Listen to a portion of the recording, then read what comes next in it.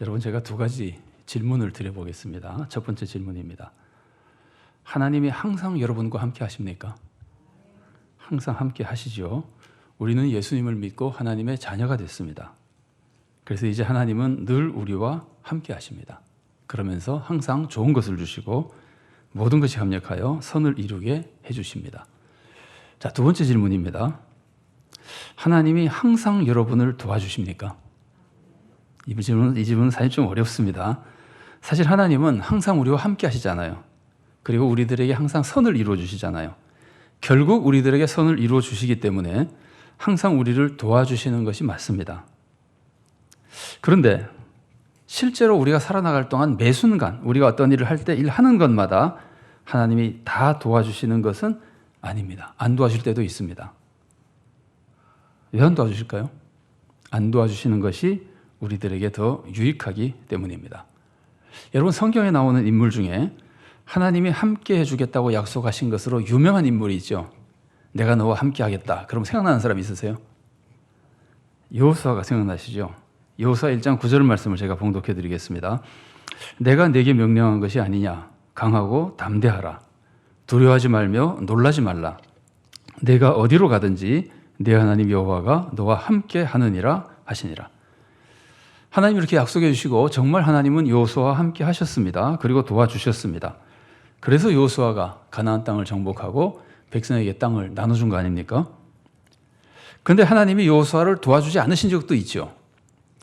생각나십니까? 하나님이 이스라엘이 아이성을 칠 때는 하나님이 여호수아와 이스라엘을 도와주지 않으셨습니다.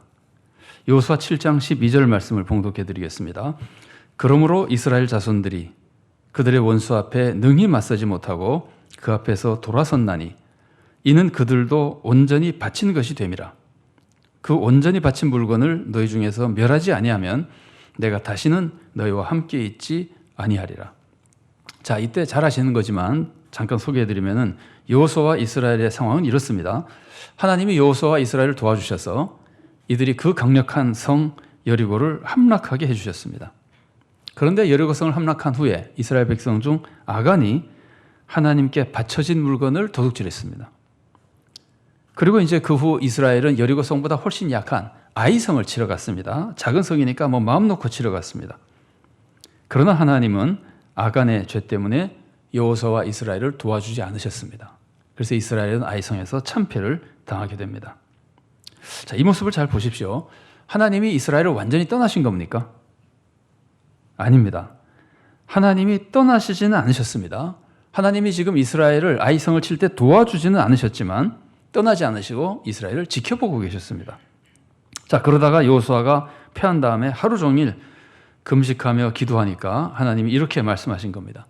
그거는 너희들의 죄 때문에 내가 도와주지 않은 것이다. 그 죄를 제거해라. 그러면 도와주겠다. 만일 그 죄를 제거하지 않으면 다시는 너희와 함께하지 않겠다. 이렇게 경고하시면서 하나님이 그 이유를 설명해 주시고 어떻게 해야 될지를 가르쳐 주시는 겁니다. 지금 하나님은 떠나신 게 아닙니다. 지켜보고 계십니다. 죄를 제거하는지 하지 않는지 지켜보고 계십니다. 하나님은 떠나지 않고 함께 계십니다. 그러나 도와주지는 않으십니다. 왜 안 도와주십니까?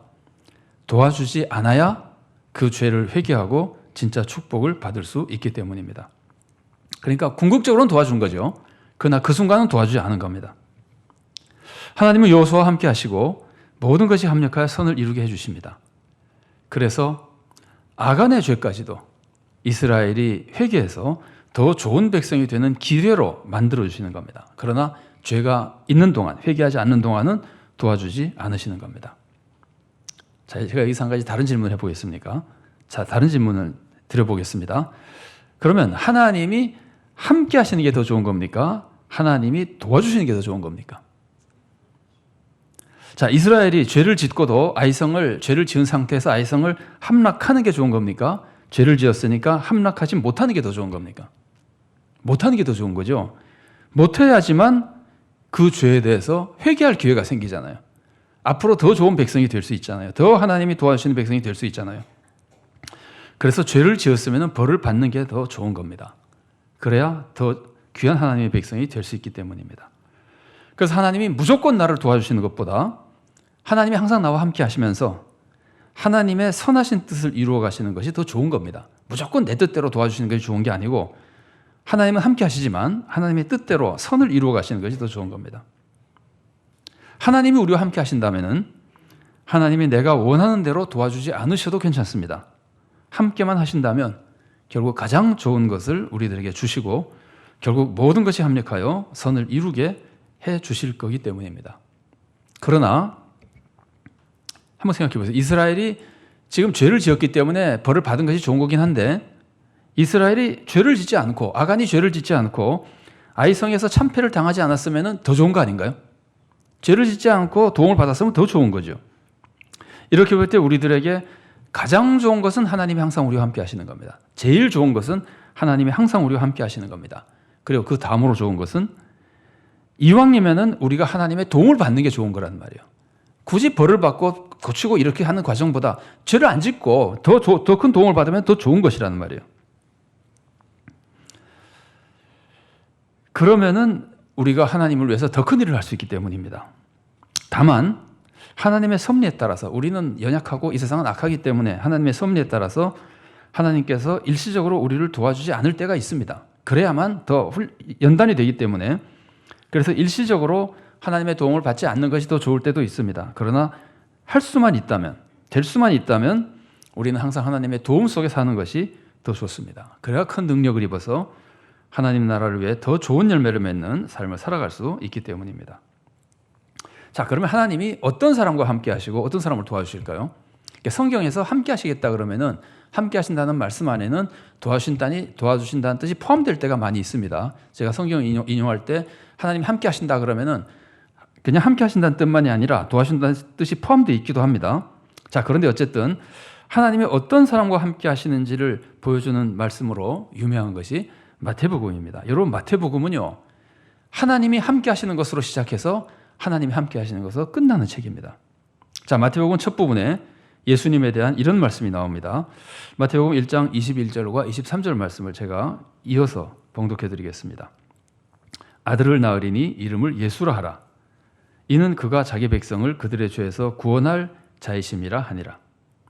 보라, 처녀가 잉태하여 아들을 낳을 것이요 그의 이름은 임마누엘이라 하리라 하셨으니 이를 번역한즉 하나님이 우리와 함께 계시다 함이라. 예수님의 이름이 두 가지죠. 예수라는 이름과 임마누엘이라는 이름이에요. 예수라는 이름은 왜 주는 거죠? 죄인을 구원하기 때문에 주신 거예요. 임마누엘의 이름은 왜 주신 겁니까? 하나님이 예수님을 통해서 우리와 함께 하시기 때문이에요. 우리는 이 말씀에서 두 가지를 알 수 있습니다. 예수님이 오신 것은 사람들을 죄에서 구원하기 위해서입니다. 달리 말하면 예수님은 죄인을 구원하기로 오셨습니다. 그리고 다른 하나는 예수님이 오신 것이 하나님이 우리와 함께 하기 위해서인 겁니다. 그러니까 하나님은 죄인을 찾아가서 죄인과 함께하며 죄인을 구원하기 위해서 오신 겁니다. 예수님을 보내신 겁니다.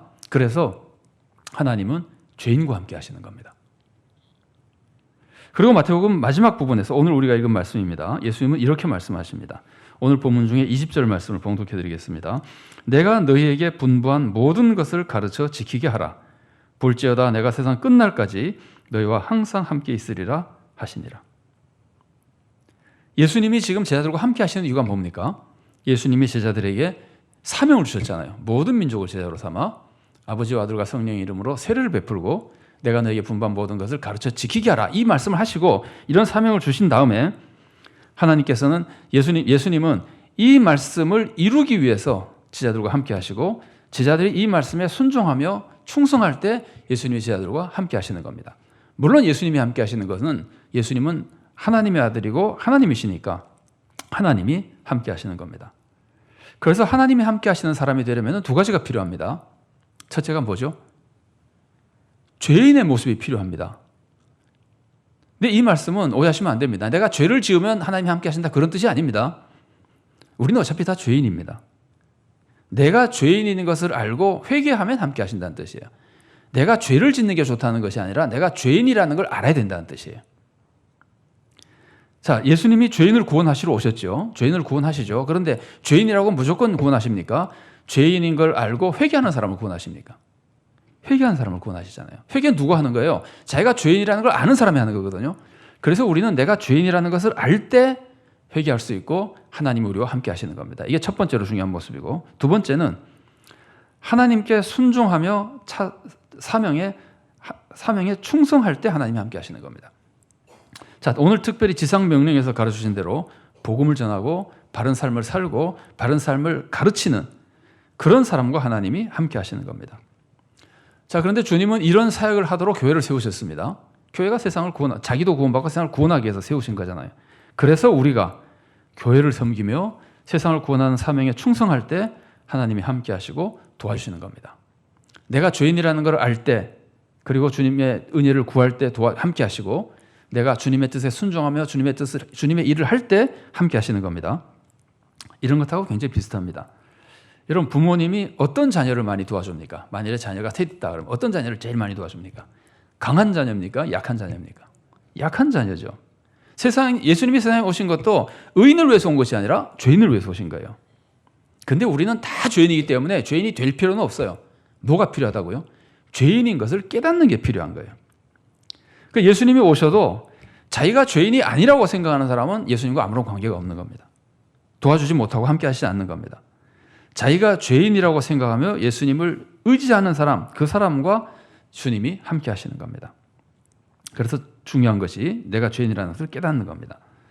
이 부모님이 약한 자녀를 돕는 것과 똑같은 모습이란 말이에요. 자, 그리고 우리가 능력이 부족할 때 죄인이라는 것만이 아니라, 제가 죄인이라는 것을 조금 풀어서 조금 더 설명해 드리면, 단순히 죄인이라는 것만이 아니라 죄인이라고 하면은 부족한 사람이잖아요. 그래서 동시에 부모님이 약한 자녀를 돕는 것처럼 하나님은 우리가 연약할 때 도와주시는 겁니다.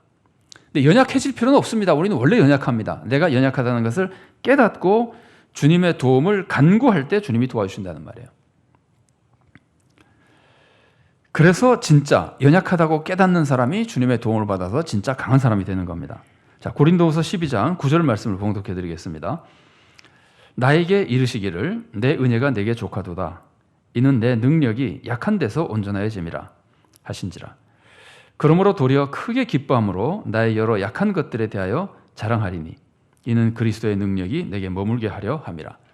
그래서 하나님은 부모가 약한 자녀를 돕는 것처럼 하나님은 죄인인 걸 깨닫는 자녀, 자기가 약한 것을 깨닫는 자녀, 그리고 주님을 의지하는 자녀와 함께 하시고 도와주시는 겁니다. 또 한번 생각해 보세요. 부모님이 어떤 자녀를 많이 도와줍니까? 부모님이 원하는 일을 하는 자녀입니까? 원하지 않는 일을 하는 자녀입니까? 원하는 일을 하는 자녀죠. 마찬가지로 하나님도 하나님이 원하시는 일을 하는 자녀와 함께 하시고 도와주시는 겁니다. 하나님 세상을 구원하고 싶어 하십니다. 그래서 세상을 구원하는 일을 할 때 우리가 하나님이 함께 하시고 도와주시는 겁니다. 자, 우리에게 최고의 축복은 하나님이 함께 하시는 것이고, 거기에 덧붙여서 하나님이 계속 우리를 도와주시는 것이 우리에게 최고의 축복입니다. 그런데 하나님이 어떤 사람과 함께 하시고 도와주시냐면은, 첫 번째로는 죄인인 줄 알고 회개하는 사람, 그리고 자기가 약한 줄 알고 하나님께 도움을 구하는 사람, 그리고 하나님의 뜻에 따라 하나님의 일에 충성하는 사람, 그런 사람을 하나님이 도와주시고 함께 하시고 도와주시는 겁니다. 자, 먼저 내가 죄인이라는 것을 알아야 됩니다. 내가 죄인이라는 것을 알려면은 무엇이 필요할까요? 내가 죄인이라는 것을 알려면은요, 하나님의 기준을 알아야 됩니다. 하나님의 기준을 알고 하나님의 기준으로 살아야 됩니다. 그래야 내가 죄인이라는 걸 알 수 있습니다. 달리 말하면 나를 기준으로 삼는 사람은 자기를 죄인이라고 생각하지 않습니다. 생각해보세요. 내가 기준이면은 항상 나는 중앙에 있잖아요. 그래서 내 왼쪽에 있는 사람은 좌익이라 나쁘고 내 오른쪽에 있는 사람은 우익이라 나쁘고, 그냥 나는 항상 옳은 거예요. 자기 중심으로 사는 사람은. 그래서 자기가 죄인이라는 걸 깨닫지 못합니다. 두 번째로, 사람을 기준으로 삼는 사람도 자기가 죄인이라고 생각하지 않습니다. 왜냐하면 세상에는 항상 나보다 악한 사람이 있잖아요. 그러니까 사람을 기준으로 삼을 때 악한 사람을 딱 쳐다보고 나는 저 사람보다 훌륭하다 그러면 죄인이 아닌 거예요. 그러면은 절대로 회개하지 못하는 겁니다. 하나님의 도움을 받을 수 없게 되는 겁니다. 사실 우리가 요즘 살아가면서 많은 사람들이 그러잖아요. 너 잘못했잖아 그러면은 저놈은 더 나쁘잖아, 그런 얘기를 얼마나 사람들이 많이 합니까? 그러니까 다른 사람을 대상 기준으로 삼아버리니까 자기는 아무리 죄를 지어도 죄인이 아니라고 생각하는 거예요. 그러면 하나님의 도움을 받지 못하는 겁니다. 그래서 누구를 기준으로 삼아야 하냐면은 하나님을 기준으로 삼고 하나님의 뜻, 하나님의 말씀을 기준으로 삼아야 비로소 내가 죄인이라는 걸 알 수 있게 되는 겁니다. 그러면 내가 하나님 앞에서 회개하게 되고 하나님의 도움을 받을 수 있게 되는 겁니다. 하나님의 말씀을 기준으로 삼으면 뭐가 필요한가요? 하나님 말씀을 알아야 되죠. 그런데 하나님 말씀을 아는 것보다 더 중요한 것이 있습니다. 우리가 자주 나누는 말씀이지만 하나님 말씀을 아는 것보다 더 중요한 것은 하나님의 마음을 아는 겁니다. 진짜 하나님의 뜻이 뭔지를 아는 겁니다. 자, 생각해 보세요. 살인하지 말라는 말씀만 알면은 내가 다른 사람을 속으로 미워해도 살인하지 않았으니까 죄인이 아니에요. 죄인이 아니라고 생각을 하게 돼요. 살인하지 말라는 말씀만 알면은 내가 사람 죽인 적 있냐? 조금 속으로 미워한 것뿐이지. 내가 무슨 죄인이냐? 이렇게 생각하는데 하나님의 마음을 알면은 하나님은 그 사람을 미워하지 않기를 원하시잖아요. 뒤에서 그 사람 욕하지 않기를 원하시잖아요. 그래서 하나님 마음을 아는 사람은 남을 미워하고 화내고 남에게 대해서 욕할 때 그게 악이고 살인과 같은 죄라는 걸 안다는 거예요. 그래서 예수님이 산상설교에서 그렇게 가르쳐 주신 거예요. 그래서 하나님 마음을 알아야 하나님 앞에서 정말 내가 죄인이고 부족하다는 걸 깨닫고 회개하고 그러면 하나님이 함께 하시고 도와주시는 겁니다. 여러분, 우리가 하나님의 마음을 알고 하나님의 뜻을 아는 것에 가장 큰 유익이 뭔지 아십니까? 내가 하나님의 마음을 알고 하나님의 뜻을 알면 제일 큰 유익이 하나님의 뜻대로 사는 것이 아니에요. 하나님의 뜻대로 사는 것도 큰 유익이고 축복입니다. 그러나 내가 하나님의 마음을 아는 것은 하나님의 뜻대로 살게 되는 것이 축복이 아니에요. 그렇게 알아도 잘 못 살아요, 우리는요. 진짜 큰 축복은요, 하나님의 마음을 알면은 내가 항상 부족한 것을 알고 회개하고 하나님을 믿게 된다는 겁니다. 의지하게 된다는 겁니다. 그게 가장 큰 축복입니다. 그리고 실제로 하나님의 도움을 회개하고 도움을 간구하는 사람을 하나님이 도와주셔서 그나마 하나님의 뜻대로 살 수 있도록 이끌어 가시고 더 큰 축복을 내려주시는 겁니다. 자, 다음으로 내가 약하다는 걸 알아야 됩니다. 약하다는 걸 알려면 뭘 알아야 될까요? 여러분은 언제 내가 약하다는 걸 깨닫습니까? 내가 감당할 수 없는 일을 만날 때죠. 할 수 있는 걸 만날 때는 약한지 몰라요. 그런데 할 수 없는 일, 너무 어려운 일을 만나면은 비로소 내가 약하다는 것을 알게 되는 겁니다. 그러면 하나님을 의지하게 됩니다. 그러면 하나님이 도와주시는 겁니다. 그러면 하나님의 도움을 받으면서 믿음이 더욱 자라고 이런 체험을 통해서 훌륭한 성도로 성장하게 되는 겁니다. 위대한 사도 바울도 이런 체험을 통해서 그렇게 위대한 성도가 되어간 겁니다. 자, 고린도후서 1장 8절부터 10절까지의 말씀을 제가 봉독해 드리겠습니다. 형제들아, 우리가 아시아에서 당한 환난을 너희가 모르기를 원하지 아니하노니 힘에 겹도록 심한 고난을 당하여 살 소망까지 끊어지고 우리는 우리 자신이 사형 선고를 받은 줄 알았으니 이는 우리로 자기를 의지하지 말고 오직 죽은 자를 다시 살리시는 하나님만 의지하게 하심이라. 그가 이같이 큰 사망에서 우리를 건지셨고 또 건지실 것이며 이후에도 건지시기를 그에게 바라노라. 그러니까 사도 바울은 완전히 살 소망이 다 끊어질 만큼 어려움을 겪으니까 더 하나님을 의지하게 되는 거예요. 내 힘으로 못하니까, 약한 걸 아니까. 그런 과정에서 하나님의 도움을 받고 더 크게 신앙이 성장하는 축복을 받게 된 겁니다. 그리고 하나님의 일을 해야 하나님이 도와주십니다. 오늘 본문은 특별히 이것을 가르쳐주는 말씀입니다. 오늘 본문이 가르쳐주는 하나님의 일은 크게 두 가지입니다. 하나는 모든 민족이 예수님을 믿고 세례받게 만드는 겁니다. 모든 민족을 제자로 삼아 세례를 베풀라 그러죠. 세례받게 만드는 겁니다. 달리 말하면은 복음을 전해서 복음을 믿게 만드는 겁니다. 그래서 우리도 복음을 전해야 하나님이 도와주시는 겁니다. 어느 목사님이 교회 새로 부임했는데 그 교회는 이상하게 지역 주민들에게 별로 좋은 인상을 받지 못하고 있었습니다. 그러니까 뭐 주역의 전도도 잘 안 되겠죠. 목사님은 성도들과 함께 마음을 모아서 지역 주민을 섬기기 시작했습니다. 1년에 여러 번 절기에 선물도 드리고 또 지역 주민들 경조사에도 당회원들이 찾아가서 참여하고 계속해서 지역 주민을 섬겼습니다. 몇 년이 지나면서 교회가 이미지가 좋아졌습니다. 그러나 아직도 교회 근처에는 교회 나오지 않는 분들이 많이 있었습니다. 그래서 또 목사님은 교회 근처의 어르신들을 또 식당에 초대해서 대접하며 복음을 전했습니다. 이러면서 이제 한 분 한 분 교회 나와서 결국은 교회 근처의 주민들이 대부분 교회에 나오게 됐습니다. 그러니까 지역 주민의 영혼을 사랑하며 전도 사역을 할 때 하나님이 도와주셔서 열매가 맺어지는 겁니다. 우리 교회도 앞으로 전도 사역을 좀 더 좋은 방법으로 좀 더 확대해서 하려고 계획 중에 있습니다. 아마 우리가 여기에 충성하면은 하나님이 크게 우리를 도와주실 겁니다. 자, 그리고 다른 하나는 복음을 전하고 세례받게 하라는 것과 또 다른 하나는 예수님이 가르쳐 주신 대로 살게 하라는 겁니다. 내가 너에게 분부한 모든 것을 가르쳐 지키게 하라 그러시죠. 예수님이 분부하신 게 뭡니까? 어떻게 살라는 거예요? 사랑이잖아요. 사랑하며 살라는 거잖아요. 서로도 사랑하고 원수도 사랑하고 세상에서 사랑으로 바르게 살아가고, 그래서 사랑을 가르치라 그러시는데 사랑을 가르치려면은 어떻게 해야 될까요? 사랑하라고 말만 하면 사랑을 가르칠 수 있습니까? 없습니다. 어떻게 해야 됩니까? 내가 먼저 사랑해야 됩니다. 먼저 사랑하는 것보다 더 좋은 사랑 교육은 없습니다. 말로 하는 것은 안 되고 먼저 사랑해야 사랑 교육이 되는 겁니다. 내가 사랑하는 것 자체가 선행이기도 하지만 사랑해야 사랑이 교육이 되는 거예요. 사람은 사랑을 받으면 사랑합니다. 사랑을 봐도 사랑합니다. 그래서 예수님도 먼저 세상에 오셔서 사랑을 해주시고 사랑을 사람들에게 보여주신 겁니다. 그래서 우리는 예수님의 사랑에서 우리도 사랑을 배운 겁니다. 예수님이 그런 거 하나도 안 하고 사랑하라고 말씀만 하셨으면 우리가 사랑을 못 배웠을 겁니다.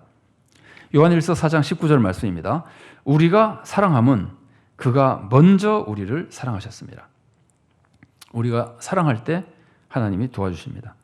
우리가 사랑으로 바르게 살아갈 때 하나님이 도와주십니다. 우리가 세상을 사랑하며 섬길 때 하나님이 우리 교회를 도와주십니다. 우리 교회 성도들이 서로 사랑하며 화목하고 어려운 성도들을 도와줄 때 하나님이 우리를 도와주십니다. 그러면 우리 삶에 또 우리 교회에 하나님의 축복이 임하게 되는 겁니다. 자, 여기서 이 모든 것에서 기본이요, 하나님의 마음을 알고 하나님의 뜻을 알아야 되는 거예요. 그래야 죄인이라는 걸 알고 회개하고 약하다는 것을 알고 도와달라고 그러고 또 하나님의 뜻대로 살아가고 하나님의 일을 할 수 있습니다. 하나님의 마음과 뜻을 모르면 어떻게 하나님의 뜻대로 살겠습니까? 자, 그런데 하나님의 뜻을 알려면은 어떤 말씀을 들어야 될까요? 하나님의 말씀 중에 하나님의 뜻을 알려면은 내 생각에 맞는 말씀을 들어야 될까요? 내가 상상도 할 수 없었던 말씀을 들어야 될까요? 생각해 보세요. 하나님 마음을 알려면은 친구는 사랑하고 원수는 너무 미워하지 마라. 우리 할 만한 일이죠. 그 정도의 말씀을 들으면 될까요? 아니면은 친구도 사랑하고 원수도 사랑해야 된다고 하는 우리가 감당할 수 없는 이런 말씀을 들어야 될까요? 여러분 생각해 보십시오. 하나님의 마음이 우리가 상상할 수 있는 수준이겠습니까? 하나님의 마음은 우리가 상상할 수 없는 수준입니다.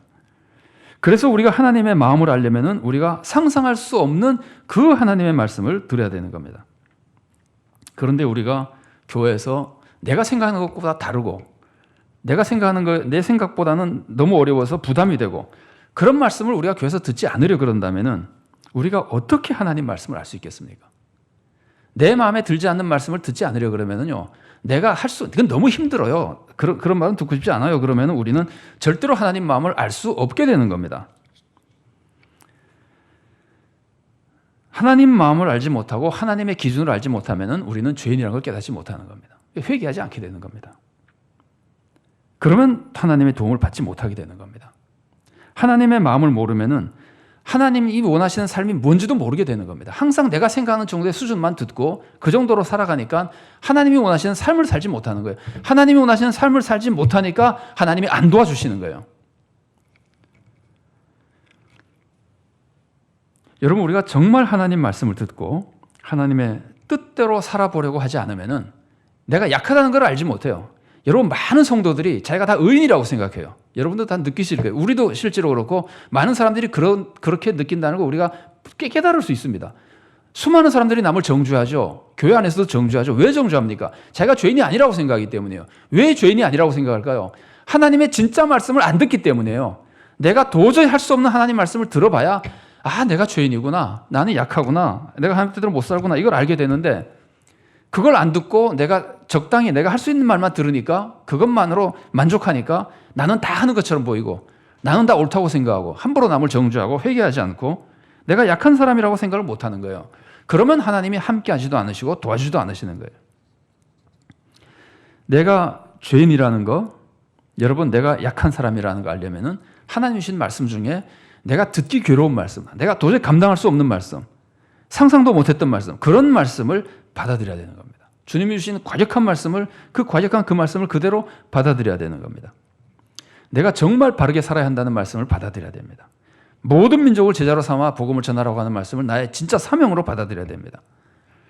주님이 나와 함께 하시며 나와 도와주시는 것이 그럴 때 하나님이 우리의 그런 마음, 그런 믿음, 그런 충성, 헌신을 보고 도와주시는 겁니다.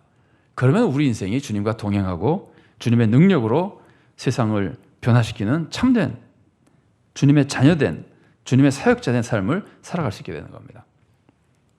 여러분 얼마 전에 신앙의 에세이에서 이런 말씀 들으셨을 겁니다. 생각나십니까?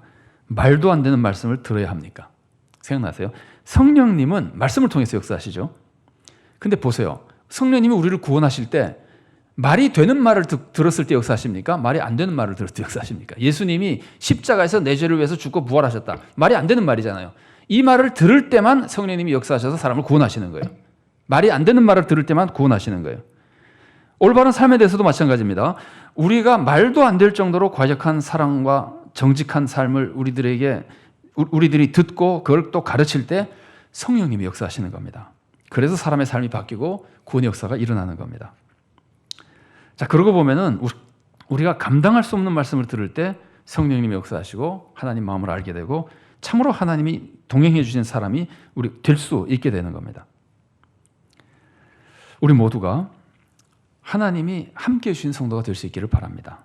특히 하나님이 도와주시는 성도가 될 수 있기를 바랍니다. 그렇게만 되면은 세상에 두려울 것이 없습니다. 이루지 못할 것도 없습니다. 최고의 평안과 감사와 보람과 기쁨이 충만한 삶을 살 수 있습니다.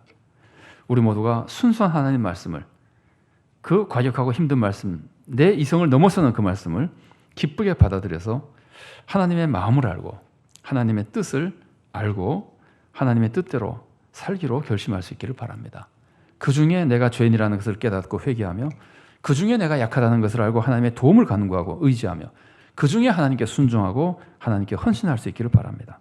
그래서 하나님이 도와주신 성도가 되어서 하나님께 기쁨을 드리고 하나님의 뜻을 이루어드리고 우리도 구원받고 세상도 구원하는 귀한 성도, 좋은 교회가 될 수 있기를 바랍니다. 같이 기도하시겠습니다. 사랑하는 하나님 감사합니다. 죄인인 우리를 구원하기 위해 예수님을 보내주시고 예수님을 통해 우리와 함께 하시니 감사드립니다. 또한 하나님 우리들에게 귀한 사명을 주시고 그 사명에 충성하며 순종할 때 함께 하겠다고 약속하시니 감사드립니다. 이미 우리를 자녀로 삼으시고 주님이 우리와 함께 하시오니 우리가 주님의 은혜를 의지하며 주님 안에 살 수 있도록 도와주시옵소서. 다만 주님이 함께 하시는데도 우리 욕심을 따라 악을 행하고 죄를 행하는 가운데 하나님이 돕지 않는 어리석은 삶이 아니라 주님이 함께 하시는 가운데 주님을 의지하고 주님께 순종하며 늘 주님의 도우심 속에 능력 있는 삶을 살 수 있도록 우리를 인도하여 주시옵소서. 하나님 말씀을 겸손히 받아들이고 하나님의 마음을 깨달아 하나님을 기준으로 살며 우리의 죄를 깨닫고 회개하게 하시고 우리가 연약한 것을 깨닫고 주님을 의지하게 하시고 주님의 뜻대로 살기로 결단하게 하시고 주님의 영광을 위해서 헌신하게 도와주시옵소서. 그리하여 늘 주님과 동행하며 주님의 능력 속에 살게 하시고 하나님의 뜻을 이루어드리며 세상을 구원하며 우리도 구원을 얻고 주님의 칭찬받는 귀한 주님의 자녀로 살도록 또 우리 교회가 주님의 귀한 몸된 교회가 될 수 있도록 사랑으로 인도하시고 도와주시옵소서. 예수님 이름으로 기도드리옵나이다. 아멘.